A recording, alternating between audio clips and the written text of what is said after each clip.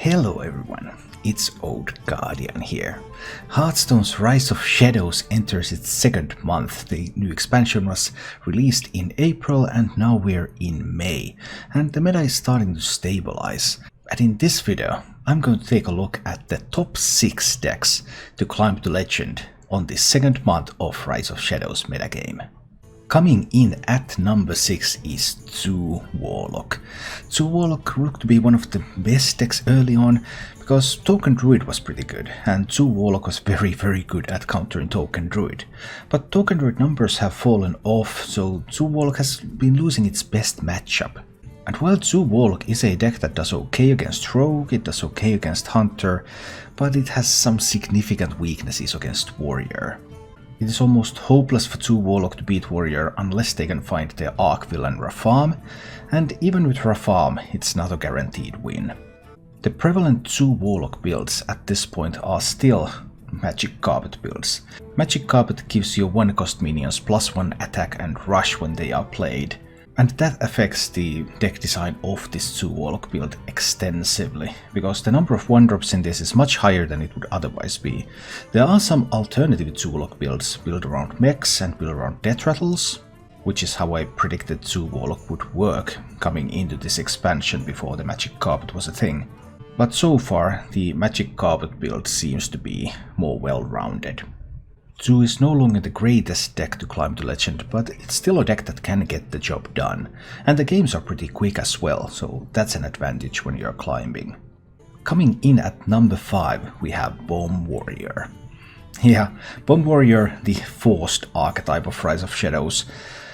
Warrior, pretty much control warrior-ish shell, has a bunch of these minions that shuffle these bombs into your opponent's deck, that when they are drawn they deal 5 damage. And in addition to drawing the bombs, there's the big payoff card for Bomb Warrior in Blastmaster Boom, which summons boom bots depending on how many bombs there are in the opponent's deck. There might not be as much craze surrounding Bomb Warrior as there was early in the expansion, but Bomb Warrior has proven that it is a solid deck, it's always a contender, and it can still deliver all the way to Legend. The current highest performing Bomb Warrior builds are builds that are teched against Rogue, so we have double Town Crier and we have the double Militia Commander and Celiax as rush package. Because especially Militia Commander is a great card against Rogue, it takes out evil miscreants and leaves up a good body after that. There is also an Archivist Elysiana in case you need to go for a bit of a longer game.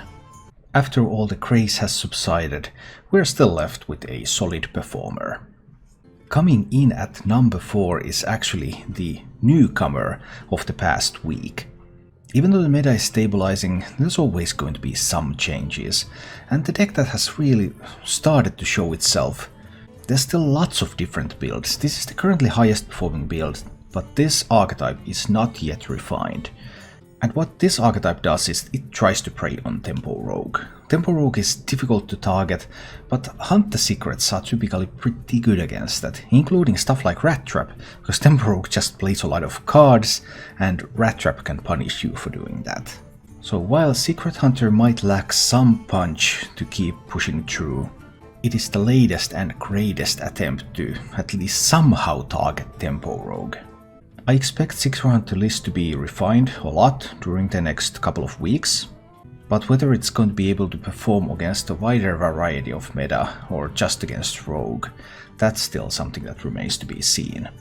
Therefore, even though Secret Hunter is the upcoming and rising Hunter archetype, I would still put my money on Bomb Hunter if I had to bet on which Hunter deck I would take to ladder right now. Bomb Hunter is simply incredibly strong. This is Uber's build. It is one of the earlier Bomb Hunter builds, but it's still delivering at a very good rate. Bomb Hunter is an evolution of the slower Mech Hunter archetypes that were running 9 lives and Mechanical Whelp, and Bomb Hunter has proven to be the superior one. It is weaker against warriors, it doesn't crush them like Mech Hunter used to do, but it's still favored, and it's even against Tempo Rogue. And it doesn't really have a lot of weaknesses, like the worst matchup is Control Shaman, and how many Control Shamans are you going to encounter? Just a generally strong Hunter archetype. Coming in at number 2 is still the best tempo rogue counter in the game, and that is Control Warrior. This is the list that I played on the final days of the season. Control Warrior is simply a deck that has answers to pretty much everything. It can answer tokens, it can answer whiteboards, it can answer big individual threats, it can even answer some combo decks thanks to taking in Unseen Saboteur and Ironbeak Owl. There is very little that this list is really susceptible to. Mostly it's just Nomi played 3 times, for which you would want to take in like a Spellzerker into the deck, so that you can deal with 3 Nomi boards. Other than that, an excellent control deck. The biggest downside is that games sometimes take long, especially if you're facing control mirrors. It doesn't take that long to beat up rogues, but of course control mirrors take a long time when you don't have a combo finish of your own. And finally, coming in at number 1 is none other than Tempo Rogue. There are various attempts to counter Tempo Rogue, mostly it's all about that warrior. So the Tempo Rogue list that I would recommend right now would be this kind of list, that in return techs against warrior. So double Life Drinker, that's one of the latest innovations in Tempo Rogues. It's good in the mirror, it gives you a swing, changes the clock speeds a little bit so that you start to be favored. It's good against warrior for that reach. And then there's Chef Nomi and 2 copies of Shadow Step, so that you have tools to make many Nomi boards that give you a much better chance against Control Warrior.